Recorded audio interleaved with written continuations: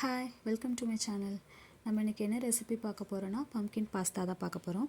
அதுக்கு தேவையான இன்க்ரீடியன்ட்ஸ்லாம் என்னென்னு பார்க்கலாம். பம்கின் 250 கிராம் எடுத்திருக்கேன், 4 to 5 க்ளோவ்ஸ் எடுத்திருக்கேன், 1 மீடியம் சைஸ் டொமேட்டோ எடுத்திருக்கேன், 1 லார்ஜ் சைஸ் ஆனியன் எடுத்திருக்கேன். நமக்கு தேவையான வெஜ்ஜஸ் எடுத்துருக்கலாம். நான் இங்கே கேரட் எடுத்திருக்கேன், பீஸ் எடுத்திருக்கேன், கார்ன் எடுத்திருக்கேன். உங்களுக்கு ஆல்டர்னேட் வேறு ஏதாவது வெஜ்ஜஸ் ஆட் பண்ணிக்கணும்னா நீங்கள் ஆட் பண்ணிக்கலாம். இப்போ ஒரு பேன் வச்சு அதில் நம்ம தேவையான அளவுக்கு வாட்டர் ஆட் பண்ணிக்கிறோம். அந்த வாட்டர் நல்லா பாயில் ஆன அப்புறம் நான் இங்கே வந்து 3 பேருக்கு செய்கிற அளவுக்கு பாஸ்தா எடுத்திருக்கேன்.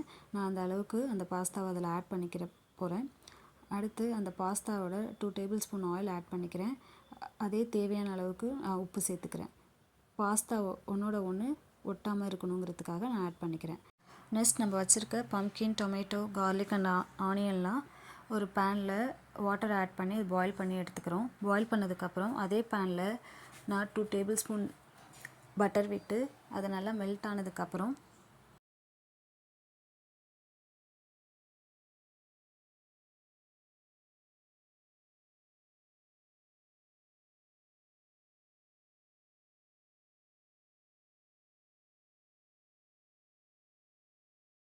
நெக்ஸ்ட் நம்ம பாயில் பண்ண பம்கினை நல்லா பேஸ்ட் மாதிரி அரைச்சி எடுத்துக்கிறோம்.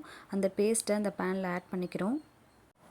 நம்ம ஆட் பண்ண பம்கின் பேஸ்ட் திக்காக இருந்துச்சுன்னா அதில் நம்ம வாட்டர் ஆட் பண்ணி நமக்கு தேவையான அளவுக்கு அந்த கன்சிஸ்டன்சியை கரெக்ட் பண்ணிக்கிறோம்.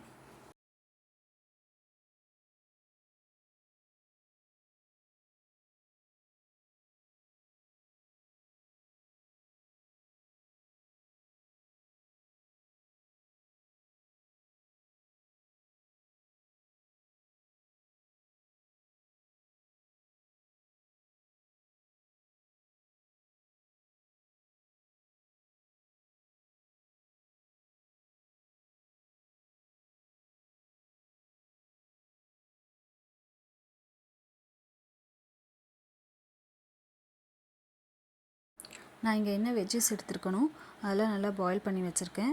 அந்த பாயில் பண்ணதை நான் அதோட பம்கின் பேஸ்ட்டோடு நான் அதை ஆட் பண்ணிக்கிறேன்.